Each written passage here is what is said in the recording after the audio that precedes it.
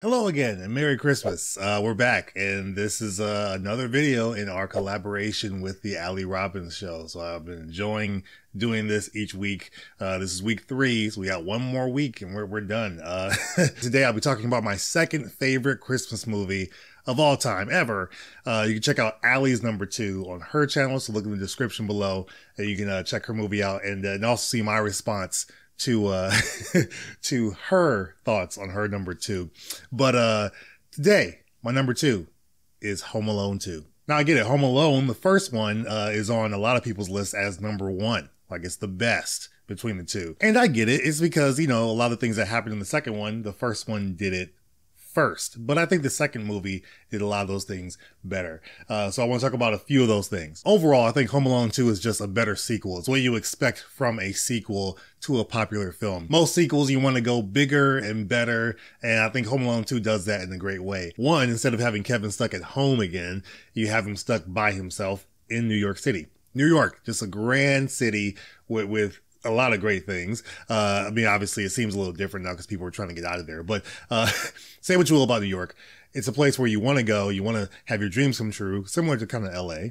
And it's just a grand place. Everything about it is just, you know, big. And the culture is awesome. And it's just, you know, it's all these different areas that you can explore. So incorporating New York as kind of its own character in this movie, I think was great. And a change of pace for Kevin to kind of see how intuitive he could be in figuring things out. It also went bigger on just the aspect of if you're a kid and you're in a big city by yourself, but you have access to cash, you have a few things that kind of help you out. What would you really do? And I think obviously if I was in a situation like this, I would not do the things that Kevin did because I'd probably just be in a corner, shaking, holding myself, scared, not knowing what to do. And seeing how Kevin handles things in this movie is kind of like I kind of hope I would have done that as a kid if this ever happened to me. I never want this to happen to me, but if it did, I would hope that I handle it in this way. Reservation for McAllister? I'm confused. Would I bother anyone if I worked on my cannonballs? No.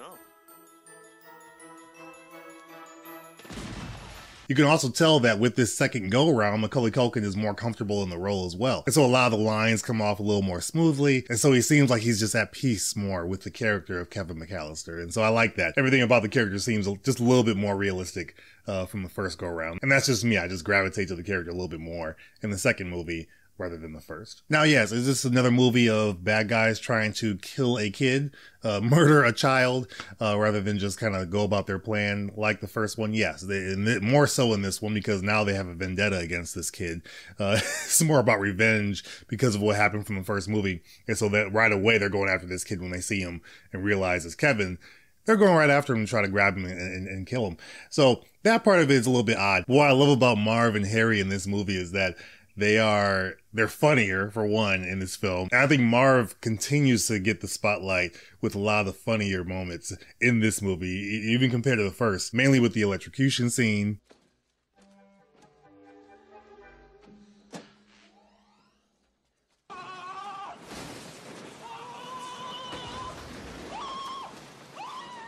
The brick throwing scene, which is hilarious, and have my youngest son just cracking up laughing.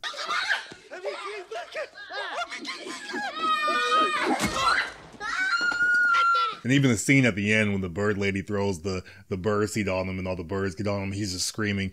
All those different moments, they're just hilarious. They're just hilarious. And yes, they're continuations from the first film, but it works here as well. The little change-ups are nice. Yes, the film does do the repeat of a scary person that Kevin eventually comes to like and understand and befriend.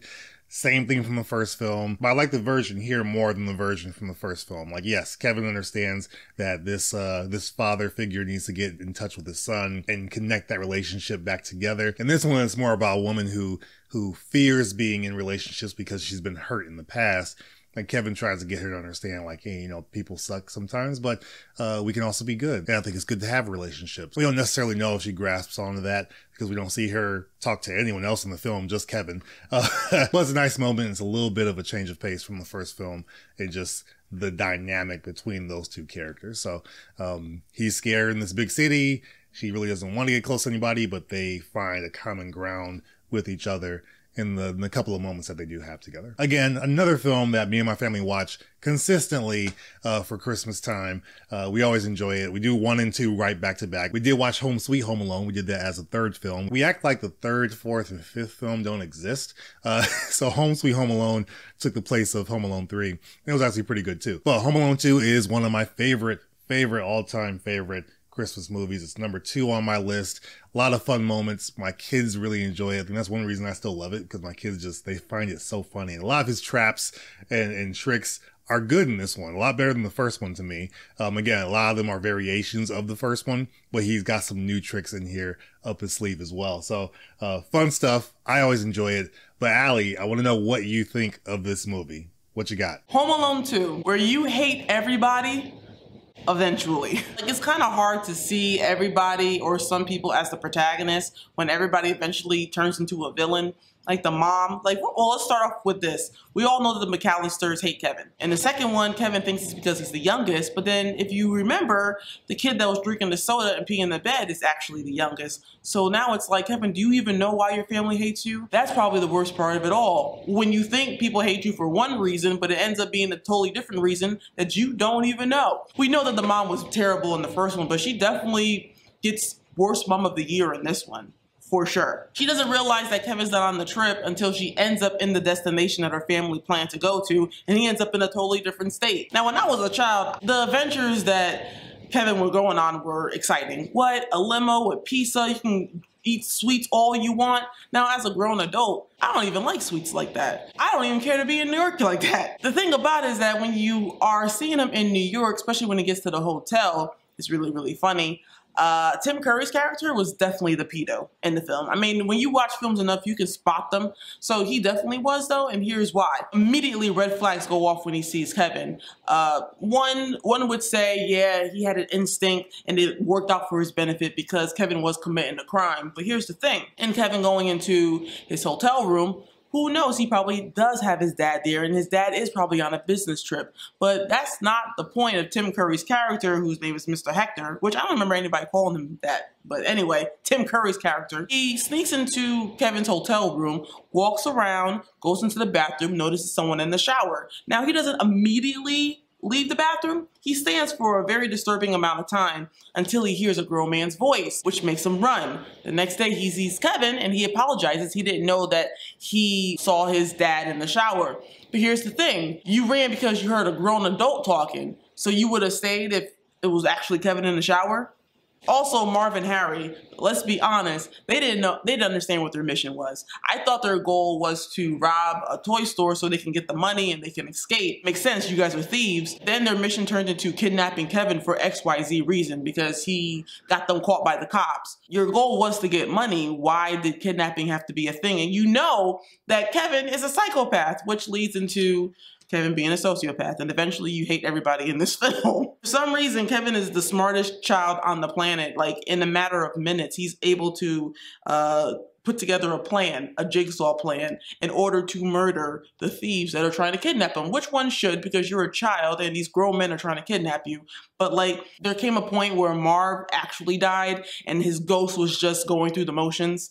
And even for Harry, but Marv for sure, like, he turned to a skeleton at one point, which in my mind means, oh, he definitely died and his ghost is just going through the motions. While both parents were terrible, the mom was definitely the worst. Like, she outed herself in so many ways, especially when she was talking to the cops. Because like, every question that the cops asked her, which made sense for them to ask, she would respond back, just proving my point. Kevin, you know, he's rude as hell. He is Macaulay Culkin. You know, he's just very smart and suave with his words. But don't try to convince me that New York is this amazing place. Maybe in the 90s. And you know what? I can't deny it. In the 90s, it was probably amazing from what I can remember. But like, looking back at it now, I'm like, really? So we got the thieves that are kidnapping Kevin now, even though that wasn't even the mission in the first film. Tim Curry being and the mom just being the worst. Kevin McAllister just turning into Jigsaw right in front of us. Very interesting film, to say the least, during Christmas. You know what, Allie? I'm with you on a couple of points. Tim Curry's character was very creepy. Like, right from the outset, he looks at Kevin and he's just already suspicious, but in like this weird, creepy way. It's just really odd. And the different actions he takes, to your point, are very off-putting. But I also agree with you on Marv. I think, yeah, maybe he was dead. No. There's a video from Corridor Digital I need to watch because they make Home Alone R-rated. And I think it's the second one, Home Alone 2. And so I gotta check that out. Maybe look for that on the channel pretty soon. But I think that would be pretty cool to watch because a lot of these things they should have died from, just straight up. And because Marv, yes, did technically die. He's a skeleton at one point getting electrocuted in the scene that I showed earlier. I think that's kind of what's happening here. But there's a great theory out there somewhere that Kevin McAllister is Jigsaw, Tobin Bell's Jigsaw. I think Tobin Bell, the actor who played Jigsaw in the Jigsaw movies, there's a great theory that he is Jigsaw, Kevin McAllister. Like we're seeing the beginning stages of that, leading up to him when he gets older, and then he's actually, you know, doing all this stuff for real.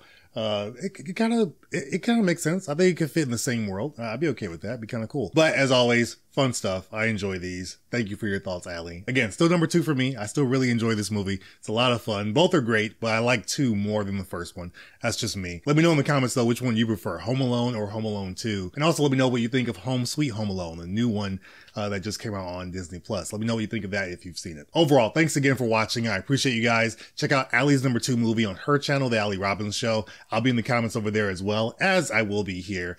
So I'll look forward to what you guys have to say about her number 2 movie. To my Hyper Crew members, I want to give you guys a big shout out. Brian Tidwell, Steve O, Slepnier Dash Milner, K6013, Daniel Lopez, Portalon Mobile 44, Kratos, William Cooper, Shane Cook, Richie Chester, and Arden Steelpelt. Thanks so much for your support. As to all my members and my subscribers, I appreciate you guys.